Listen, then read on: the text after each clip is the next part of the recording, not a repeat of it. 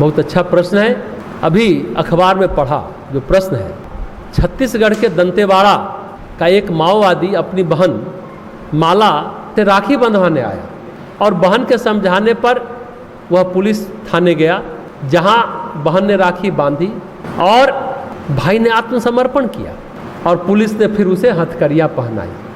आत्मसमर्पण करने वाले कहते हैं कि अपराधी के प्रति अदालत दया का दृष्टिकोण अपनाता है, लेकिन यह व्यक्ति 12 वर्ष की अवस्था में माओवादियों से मिल गया। उन्हीं की बस्ती में वो युवा हुआ, बसें लूटी, अपहरण किया और हत्याएं भी की। तो मेरा पहला प्रश्न है, जो प्रश्न पूछ रहे हैं, क्या 12 वर्ष की आयु में माओवादी दर्शन को समझा जा सकता है क्या? ये बड़ा अच्छा प्रश्न है। और अगर नहीं समझा जा सकता तो उसकी आपराधिक प्रवृत्ति को दर्शाता है यह कृत्य। दूसरा प्रश्न है, क्या सभी को लूट कर आर्थिक समानता लाई जा सकती है? तीसरा प्रश्न उन्होंने किया है, क्या बंदूक से कोई रास्ता निकल सकता है? एक और बात वो लिखते हैं कि चंबल के डाकुओं ने भी आत्मसमर्पण किया था।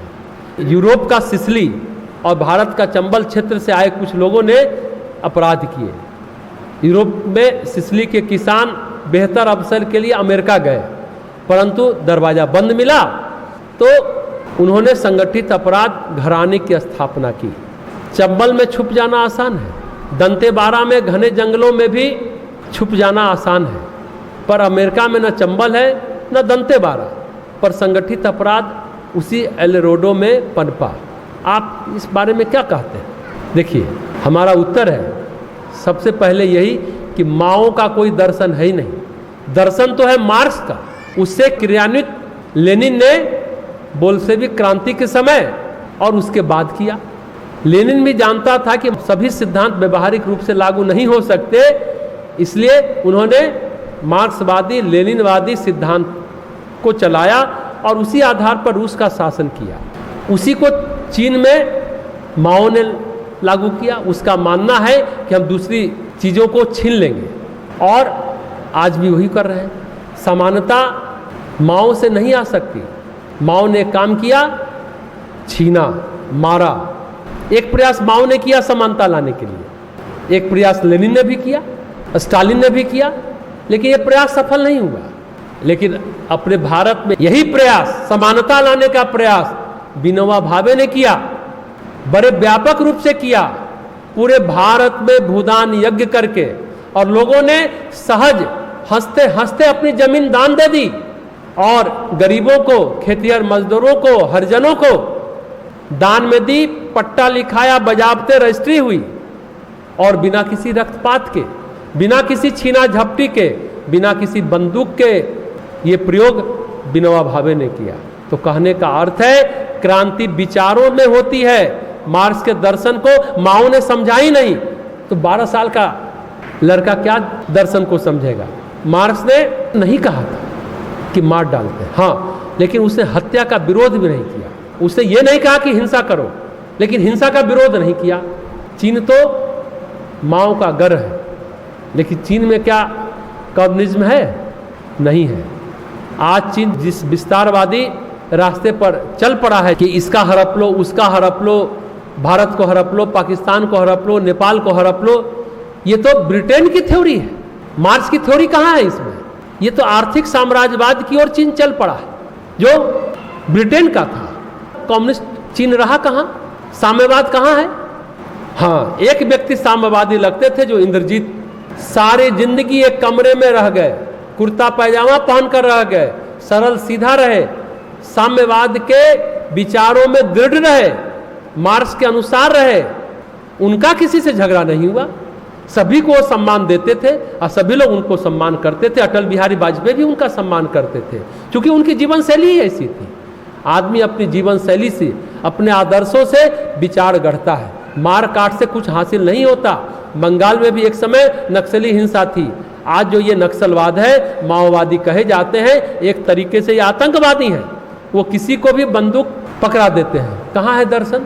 12 साल में तो छोड़ो, 22 साल में भी, 50 साल में भी नहीं हुआ। हत्या, हिंसा जहाँ है वहाँ तो दर्शन क्या होता है? हवा हो जाता है। फिर कौन मार्क्सवाद का दर्शन है, कौन माओवाद है? भूल जाए दर्शन की बात। साम्यवाद आंदोलन होता है तो आंदोलन होता ना, बंदूक से नहीं आंदोलन होता है, विचारों की प्रखरता से प्रभावित किया जाता है।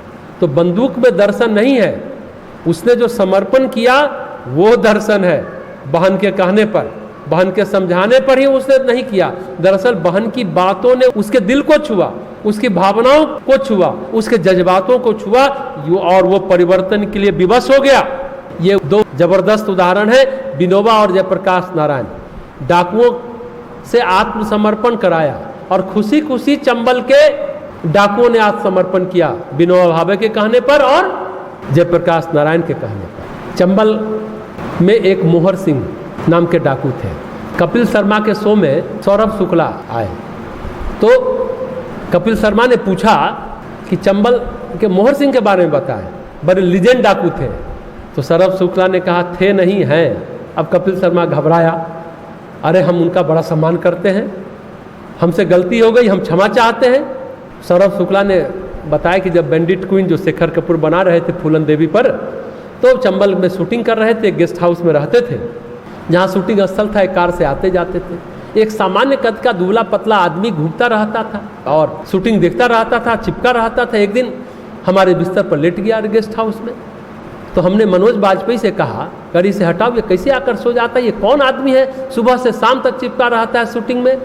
मनोज बाजपेयी के चेहरे सफ़ेद हो गए, हवाइयाँ उड़ने लगी। तब तक शेखर कपूर भी आ गए दौड़ते हुए। मनोज बाजपेयी बोले, सौरभ जी आप इन्हें नहीं जानते, आप हैं ठाकुर मोहर सिंह।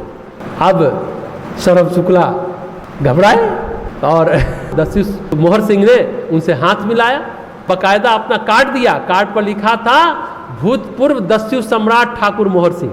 अब सौरभ शुक्ला घबरा गए थे, बोले साहब हमसे गलती हो गई, हम आपको नहीं जानते थे। तो उनके कारनामे ठाकुर मोहर सिंह के चंबल ही नहीं पूरे भारत में मशहूर थे। तो बात यह है कि जयप्रकाश नारायण और विनोबा भावे के समय बहुत सारे डाकुओं ने आत्मसमर्पण किया। राज कपूर की एक फिल्म बनी थी जिस देश में गंगा बहती है, वो डाकुओं के आत्मसमर्पण से ही बनी थी। विनोबा जी से प्रभावित होकर राज कपूर ने ये फिल्म बनाई। तो हमेशा हम समझते हैं परिवर्तन आज भी, दर्शन आज भी, विचार आज भी दिल को छूने से होता है। मनुष्य के, इंसान के व्यक्तित्व की जड़ें उसके इमोशन में, भावना में होती है। जब भावना में परिवर्तन होता है ना, तो जीवन में परिवर्तन होता है और भविष्य में परिवर्तन होता है। एक और उदाहरण है, अन्ना हजारे जब तनाव में थे, आत्महत्या करने जा रहे थे, विवेकानंद के साहित्य को पढ़ा, उन्होंने लिखा है अन्ना हजारे ने, हमें क्या करना है, आत्महत्या करके जीवन को किसी और काम में लगा देंगे। पूरा जीवन उन्होंने एक मंदिर में, एक कोठरी में बिताया, अभी भी बिता रहे हैं। रालेगंज सिद्धि गांव में उन्होंने जो काम किया उसे दरकिनार नहीं किया जा सकता।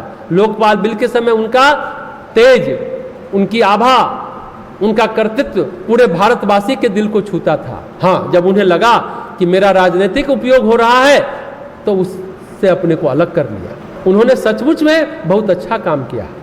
इंद्रजीत कम्युनिस्ट थे तो अन्ना हजारे उनसे कम नहीं थे, लेकिन किसी को नुकसान नहीं पहुंचाया अन्ना हजारे ने। भारत में दर्शन की परिभाषा जो दृष्टि को बदल दे, परिवर्तित कर दे, दृष्टि में नयापन ला दे, दृष्टि से दर्शन होता है।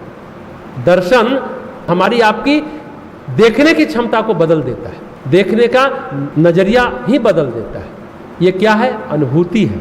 पश्चिम का दर्शन कल्पना से उपजा है और भारत का दर्शन अनुभूति से उपजा है।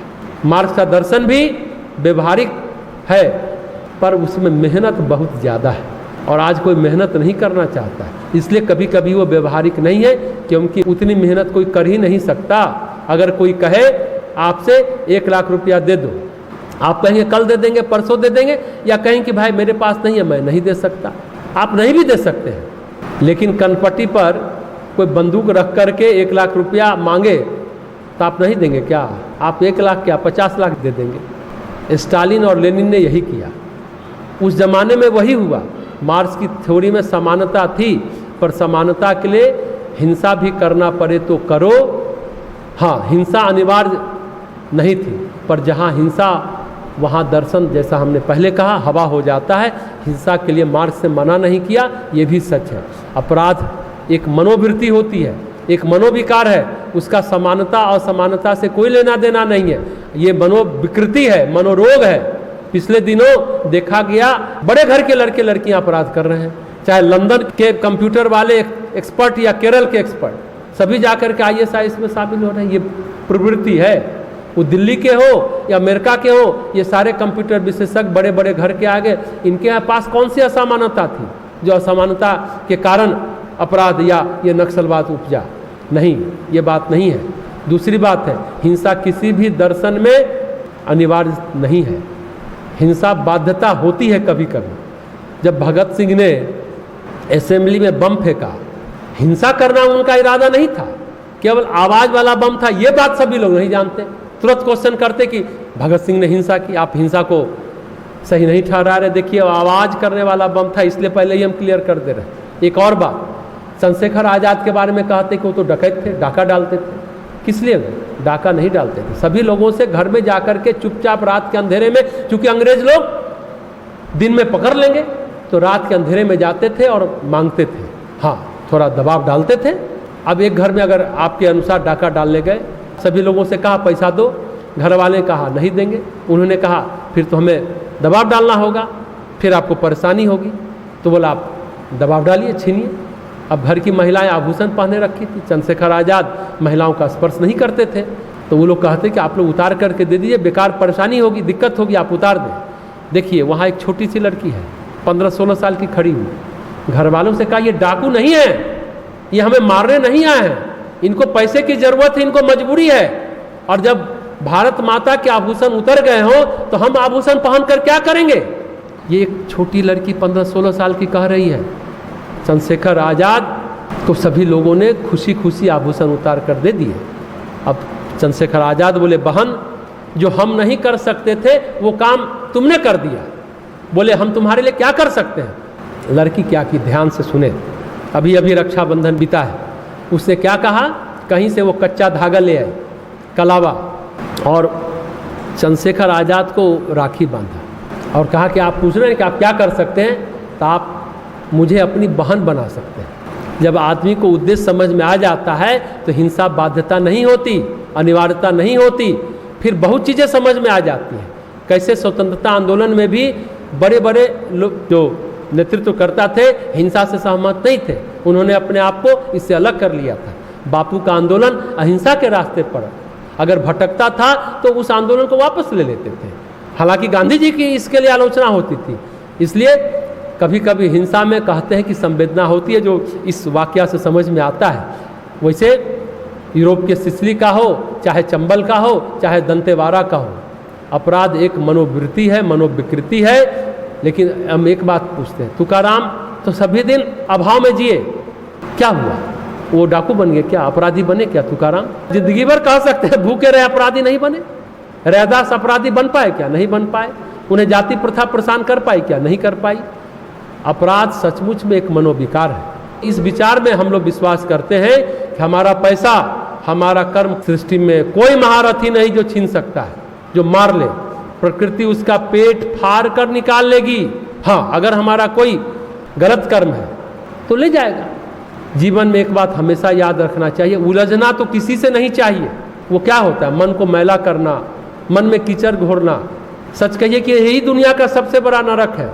अध्यात्म हमेशा कहता है चित्त शुद्धि।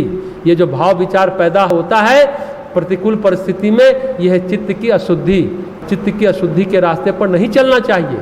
जहाँ तक लोकतंत्र के बारे में कहा कि लोकतंत्र बहुत ऊंची भावनाओं वाली व्यवस्था है, विचारशीलों की व्यवस्था है, विचारवानों की व्यवस्था है। लोकतंत्र की कमी उजागर करता है ये नक्सलवाद। क्या जो प्रश्न है, देखिए, जाहिल का मतलब क्या होता है? दिमागी पैदल। और काहिल का मतलब आलसी, प्रमादी। जाहिलों को विचारशील और काहिलों को श्रमशील बनाने की व्यवस्था है लोकतंत्र। अगर लोकतंत्र की एक शब्द में, एक वाक्य में परिभाषा की जाए तो जाहिलों को विचारशील और काहिलों को श्रमशील बनाने की व्यवस्था है लोकतंत्र।